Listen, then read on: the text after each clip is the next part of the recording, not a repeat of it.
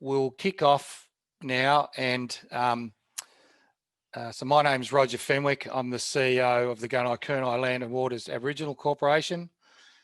And on behalf of the board of the Gunai-Kurnai and myself and my staff, I'd like to acknowledge the traditional owners of the lands in which we're meeting, the Gunai-Kurnai people. We pay our respects to their elders, past, present and emerging. We also pay our respects to all other Aboriginal people and elders who are here with us today. So just in terms of a bit of housekeeping, so I think all of us would certainly prefer this yarn to be face-to-face. As you're all aware, COVID has made it very difficult to bring the mob together to have yarns about matters like this and many others that we're all champing at the bit to talk about. GLaWAC is committed to having group yarns as soon as we can, but in the interim, there are some matters of significant importance, and we're going to use this webinar approach to give people an opportunity to have a say. So just in terms of introduction, this presentation and this discussion is for us to hear your views, to add to the views that we've already heard from community meetings that we held with GLaWAC last year in Bairnsdale, and correspondence we've received through our web page and our Facebook page regarding this matter.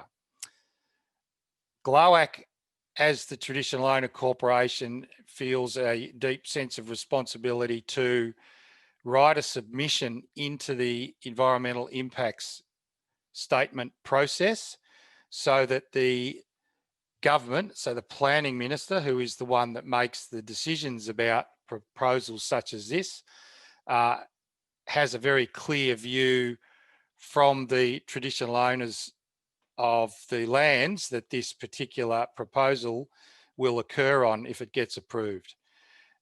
Our submission is not going to be based on areas that are not of our expertise, and our submission will be based on again, your input, the community's feeling and input, and most importantly, if it's consistent or inconsistent with the whole of country plan principles that elders worked so hard to be very clear about over 10 years ago. I'll finish my short presentation to update you on everything we know, and then we'll have questions and answers via the questions and answers sheet. And if people wish to say more and we've got time, we'll try and organise that with the technology. Also, there are 3 polls that we're going to conduct through this, which Jessica will put up on the screen when we're ready. And I think we're going to pop one up now, just as a bit of a test one. And we ask that you just click on the buttons there. You don't have to. This is completely voluntary. And it's anonymous. So you just click on them, and you can be answering these first 3 now while I'm speaking. And all of that data will be collated as we develop the EES, and we'll refer to the data that comes from these polls, but also we will certainly refer to comments and feedback we've heard directly from you personally. So really quickly, as you're aware, CalBar, a company, has proposed, I think it was about 4 or 5 years ago originally, proposed to develop a sand mine to the northwest of Bairnsdale. It's the company CalBar's responsibility to provide all the information about the project, and I'm sure you all, as we have availed ourselves to their website and information that they've been sending around. So that's their business.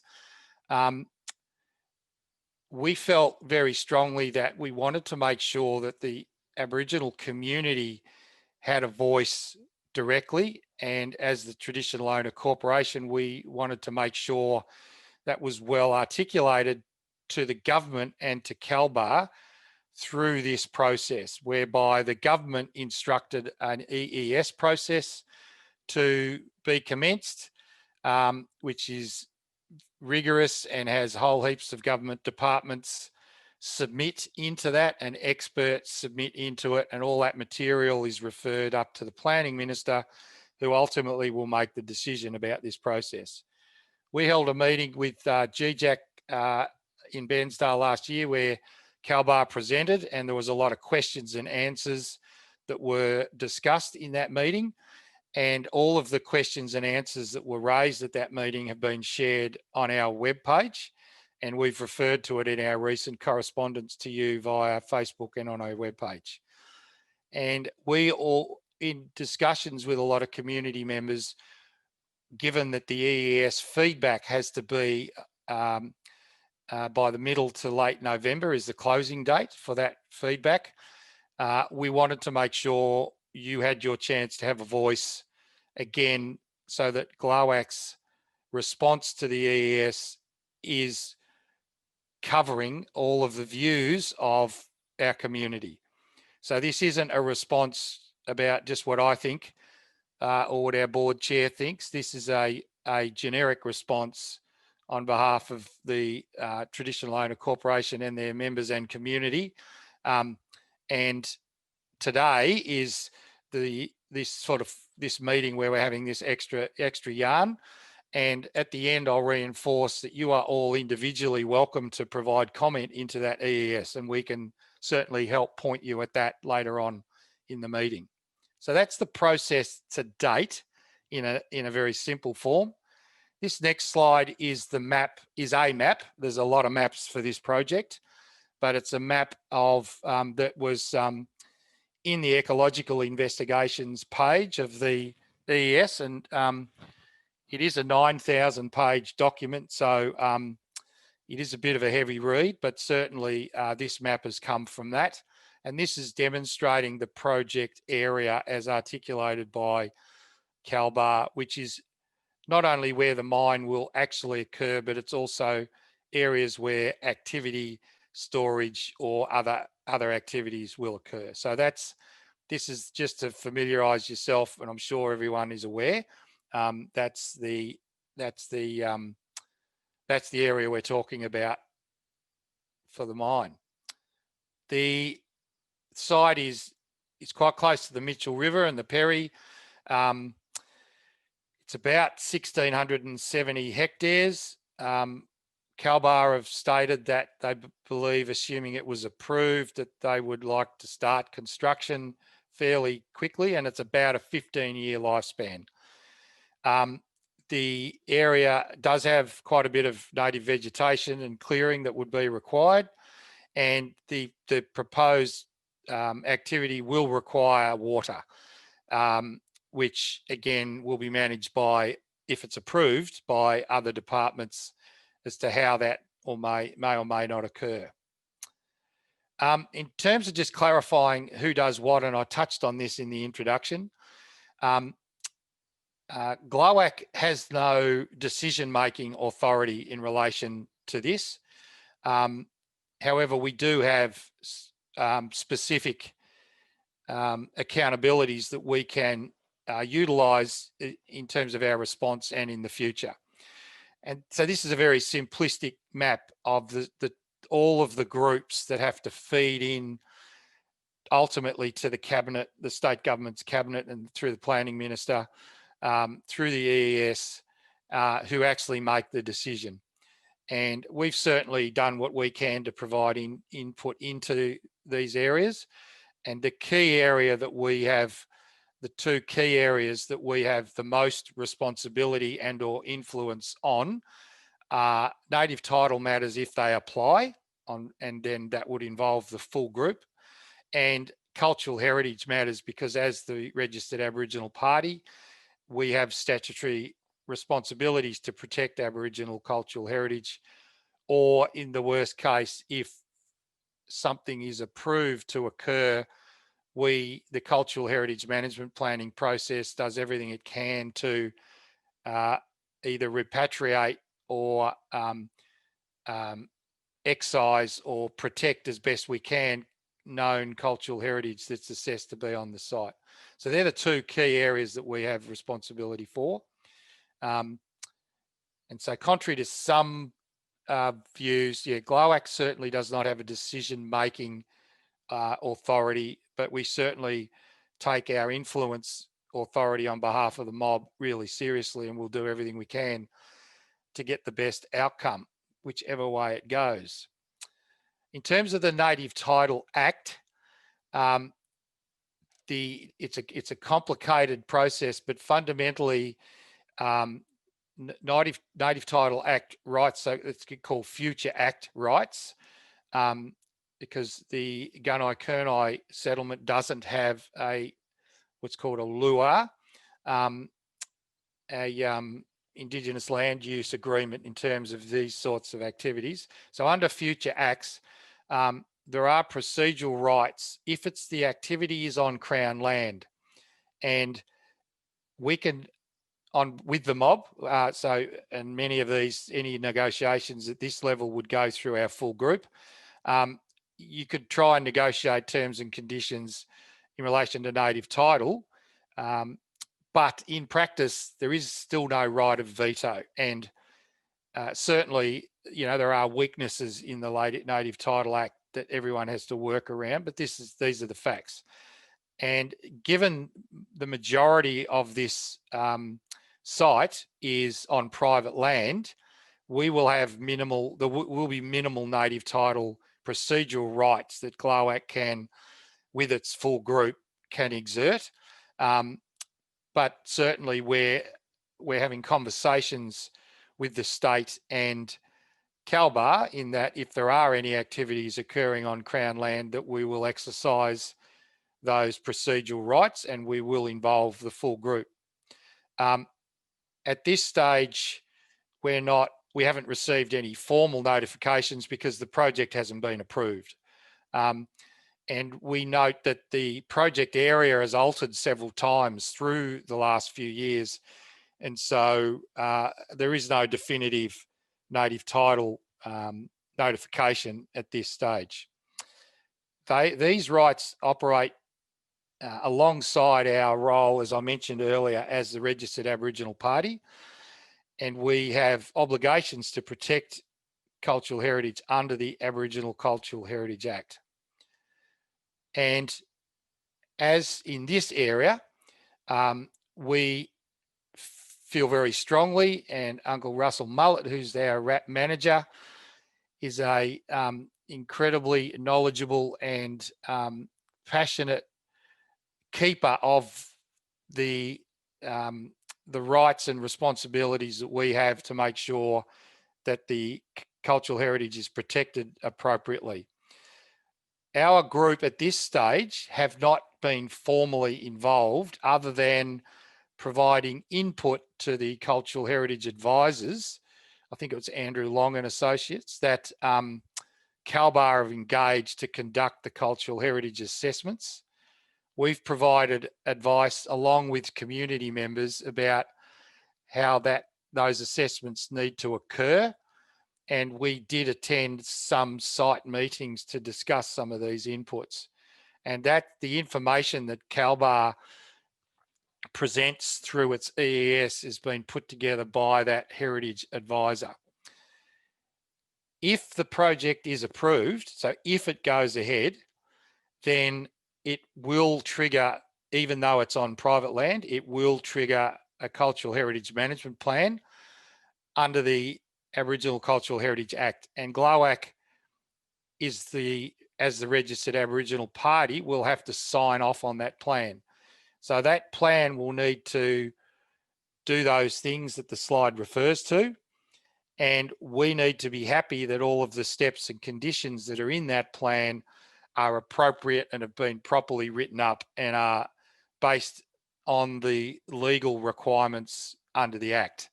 And then if we're comfortable that all of those steps have been taken and are in place, then we would sign off on that plan. But I reinforce, or we might push it back for further work. That's our right, which we do on a daily basis with any cultural heritage management plan that comes to us. But I again reinforce that activity does not occur unless this project has been approved or not. In terms of the landscape, again, a reminder, this project is on the ancestral lands of the Gunai Kurnai. In particular, it's in the Brabalung clan area. The area between Providence Ponds, Knob Reserve, the coast, the Mitchell River, was definitely area of travel and community living for the Gunai Kurnai. And so while the mine is in one particular area, this is just reinforcing the fact that this is part of a wider cultural landscape, which others have a lot more knowledge on than me. So I won't try to talk too much to this space, other than refer to the fact that the knowledge around this is held with elders, experts, and our own RAP team. So what next is, part of it is today. So when I stop sharing the screen, we'll have a yarn and we'll get some Q&As, and we'll make sure we've got your views on this, and we'll also pop up another couple of polls for you to click while we're having a yarn. Just be conscious that we can't, GLaWAC or myself, can't answer questions for CalBar or for government. And so there might be some questions you ask that we just can't answer. And if that's the case, we'll try our best to point you at the right direction.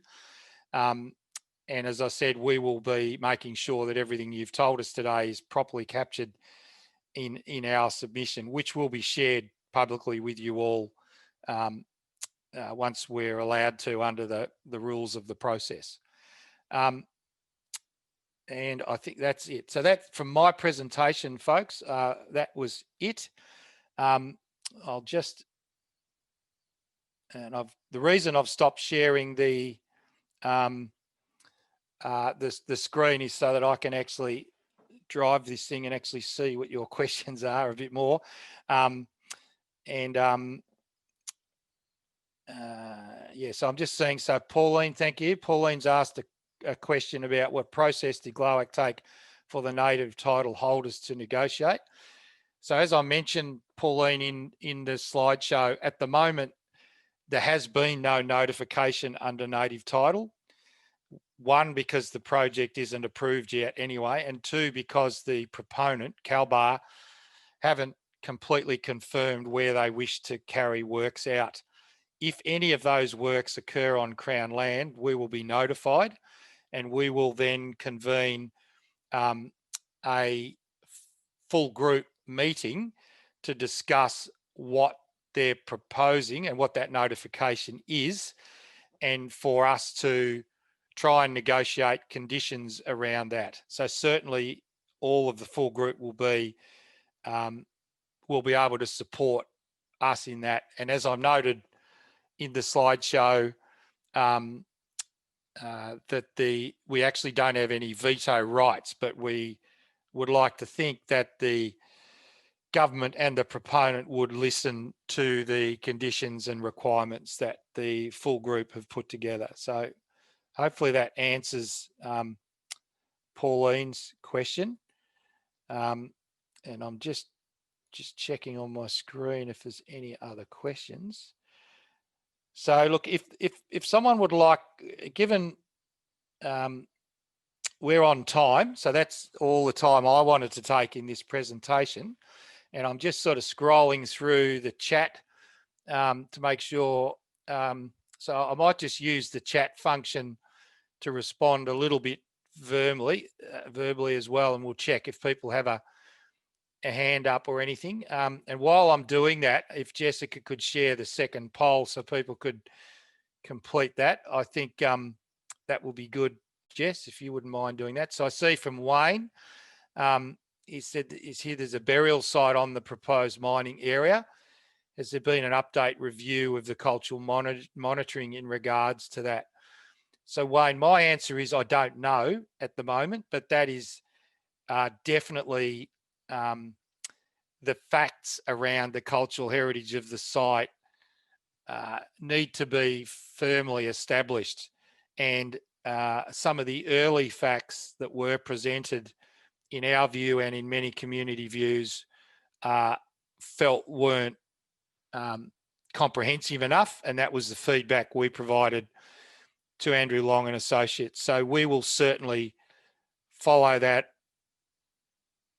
up, Wayne. And yeah, so I've verbally made sure that question's been, and I think that's a general commentary around other community members who we've heard that has the cultural heritage assessments and of the site itself been comprehensive enough to give the government a good sense of the impact of cultural heritage if this mine should be proposed. And that's one of the significant areas that Russell, myself, the board and others will certainly be looking at as part of our submission. So we will certainly follow that up.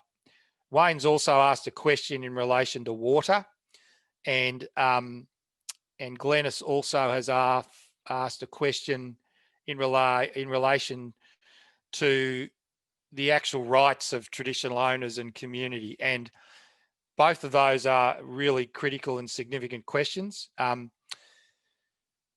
So in answer to Wayne's one first, the GLaWAC won't be providing any technical input into the water conversation other than making it very clear that water is part of country and the impact of water on totem species and the river flow and the health of country is significant to the traditional owners.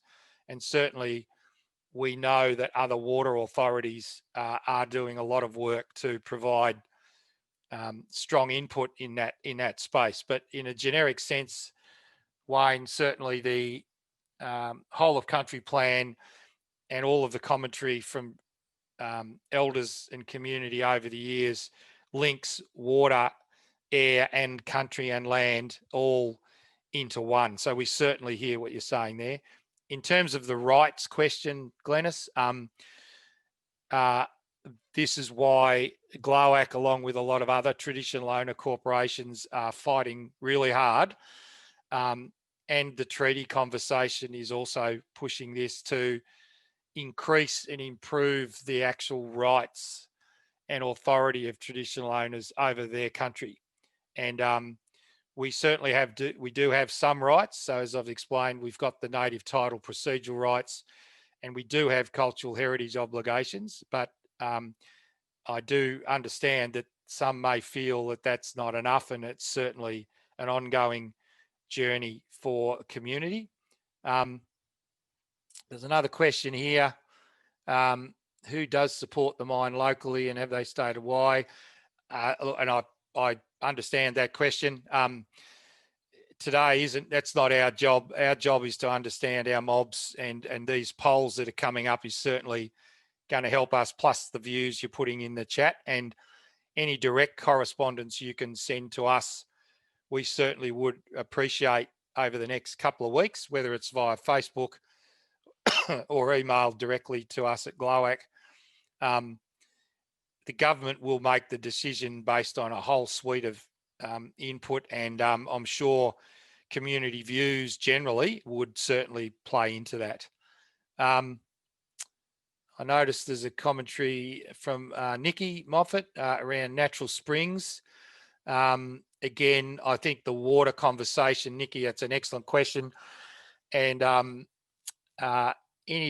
some of these questions have to be answered by the technical experts, the water authorities and the CMAs, who I know and other departments who will be providing commentary into that. And I'm sure they're aware of that. And we're happy to pass on some of these questions to some of those other technical groups for them to consider it. And I'm sure they have, but that's a good point. I see there's a question about the plans going through. I really don't know, to be honest with you. You know, with any large proposal, and we have to respect, you know, that CalBar are doing the work to try and explain clearly what the project is, what economic returns it'll bring, jobs, and all of the things that a proponent such as this would certainly talk to. The government will have to weigh up that triple bottom line thing that governments always have to weigh up, and community, economy, social impact, and jobs and everything else that they consider. So I really don't know. I think our responsibility as GLaWAC is to make sure that the clearest articulation of the views of traditional owners and their friends, and any facts that we're aware of in relation to Aboriginal cultural heritage is submitted to this EES. So the Planning Minister gets that strong, considered and articulate view from us, along with, I'm sure, individual responses that people will do as a result of their own submissions into the EES. I see there's another one there about two new sites. Yeah, so again, the cultural heritage assessment work is an area, Nikki, that we're actively pursuing, and that is under our remit as a clear part of our responsibility. However, the difficulty we have is that at the moment it's assessments that are conducted by the proponent with their heritage advisor, and we're providing advice into that. So we'll certainly continue to do it. But let's just say the project is approved. There is no way that GLaWAC would be signing off on a cultural heritage management plan unless we felt that all of the appropriate processes had been rigorously pursued. So that's probably all I can say in answer to that one. I certainly understand some of the general commentary that's coming through about cultural rights and how they've been trodden on by a lot of developers over the years, and in particular more recently with the Rio Tinto issue. It certainly has highlighted that total disrespect of cultural heritage. On the flip side, it's certainly raised the bar in terms of awareness right across the country at a federal and state level around the sensitivities in this matter. So, which is why we're focusing so hard on ensuring that the cultural heritage components are accurate and properly administered from our perspective. Poll is nearing closure. I've just seen a question there about, are the traditional owners in favour of this project or not? I think in one of the earlier polls we asked if people had read our interim submission statement, and I think that we made quite clear our views. We feel that this proposal generically, irrespective of how well the proponent plans to deliver the project, on an emotional feelings level, there is a lot of discomfort in regards to that this proposal is not consistent with the whole of country plan or the aspirations of the Gunai-Kurnai community. But that's as much as I can say. So as I've explained right through this presentation, it's not for me to stand up and say what should or shouldn't happen. It's for us to make sure we've gathered the feelings of the mob and articulated it strongly into government, and then they'll make that decision. But that's hopefully that helps answer Leanne's question in the chat. So I'm just checking through. Proposes a heavy mineral concentration. Again, that's certainly an area that the technical experts will be commenting on. That's not our area of expertise. There's questions there around involvement of native title holders, and certainly all community are welcome to be part of, join any process that GLaWAC manages on behalf of the community, whether it's, and we have people employed, we train people up as cultural heritage assessments, so people are welcome to participate in that. It's GLaWAC's not a closed shop. We have obligations to pursue, and we'll do that appropriately. So everyone and any traditional owner certainly has a right to engage with GLaWAC in regards to these processes. So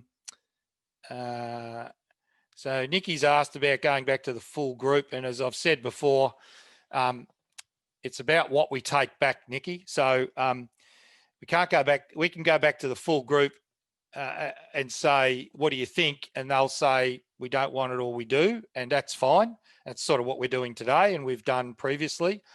The full group, though, in law has, in terms of authority, it's only in relation to if native title processes are triggered, and we certainly will go to the full group if that occurs. So that's a guarantee. In terms of the Cultural Heritage Management Plan, that process is administered through our RAP team, and those processes don't go to the full group unless there is a regulatory or a legislative dispute between us and the state, and we would certainly then involve the full group. But in terms of administering the law under the Aboriginal Cultural Heritage Act, our RAP team take that very seriously, and that advice will come up to myself and the board in due course. So if that answers your question, Nikki. There's a question there about non-Indigenous allies help. I think the general community question that was asked before certainly is if huge percentages of community are not for this proposal, that's going to mean a lot for government. So that's probably all I can say in relation to that. Alan, and I know Alan is very passionate and spent a lot of time, hard work around this.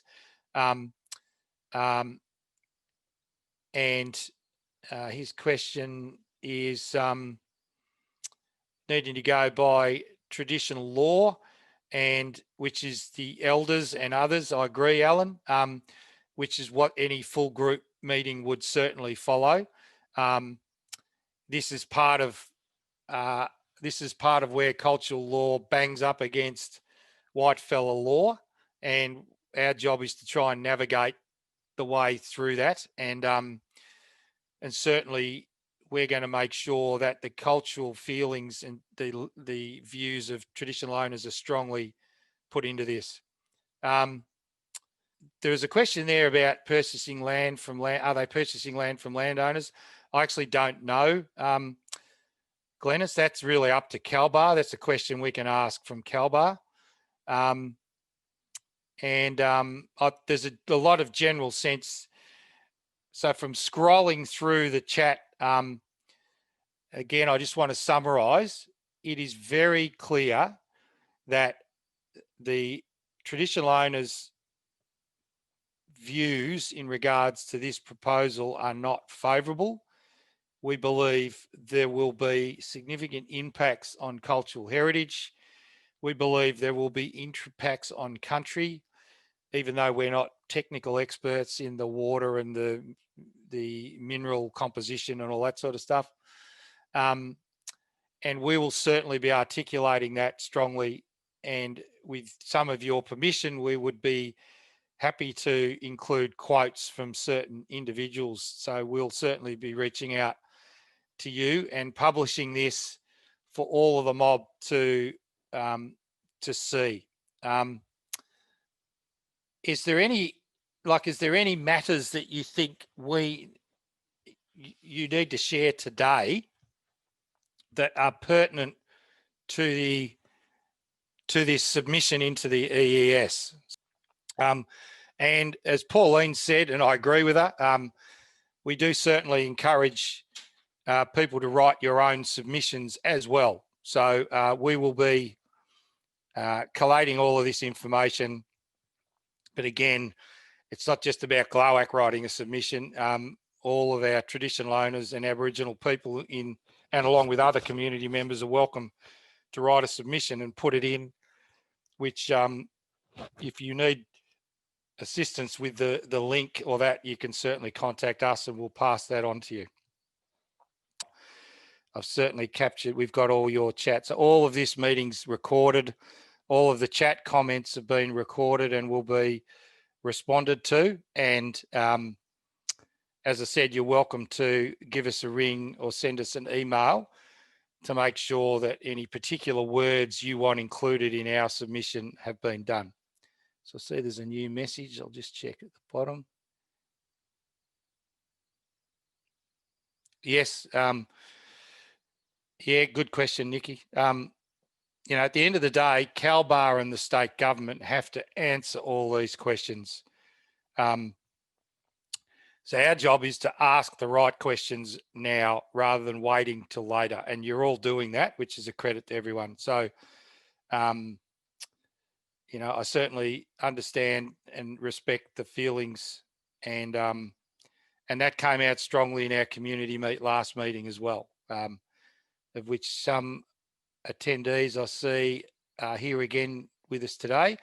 There also there were a number of elders who were there as well who haven't been able to join us today. So so look, folks, if there's nothing else, I'm just checking successful.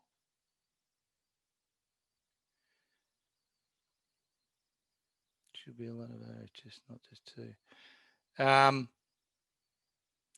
So there's a question there about what do we do? What do we do if it is successful? So I just want to reinforce that we've got no idea. It's not our proposal. It's GLaWAC. It's CalBar's proposal. They're the company that's going through this, so they're going to need to answer a lot of these questions. What do we do if it does get up? Does that mean we try and negotiate outcomes around, well, what happens to the land when the project's finished?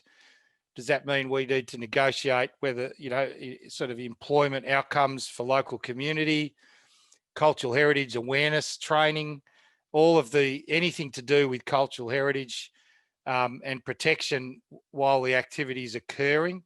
Then certainly we would be involved in that. That would be irresponsible of us not to be. But we're not getting ahead of that, because at the moment we're just focusing on an appropriate submission into the proponent. And as I reinforced at the start, there are only two areas that we have legal, and we have two areas that are legal responses. So that's the native title and the cultural heritage. And then we have the ability to write general commentary around the destruction of country, which picks up things like water, the soil, the minerals, the springs that are on the site, and all of that. But we're not experts in that, but we want to make sure we provide that community view of feelings in terms of that. So certainly don't think those views we're not going to include in the submission. We are. We just can't say we know everything about water in relation to the technical aspects of water flow, because that's not our core business. So if that helps clarify my commentary around that. Yep, there's some good questions about water and cultural flows, and we will be having comment in regards to that. Suggest you could add them here to capture your thoughts. Yeah, that's right. So certainly there's a lot of great comments in the chat. So if you've got any dot points you want us to follow up, then before we close up, please make sure you've popped them on. So Nikki's put some good comments there around stage 2.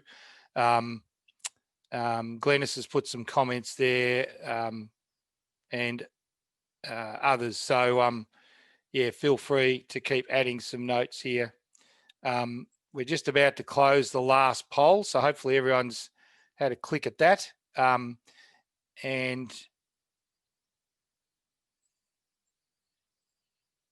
it appears that there's a strong sense of that to answer one of the earlier questions, there's a 81% that that don't want the mine to go ahead. So I think that's the polls answered that question. As I said, GLaWAC isn't going to manipulate these polls. All we're going to do is write it up. So really good conversation.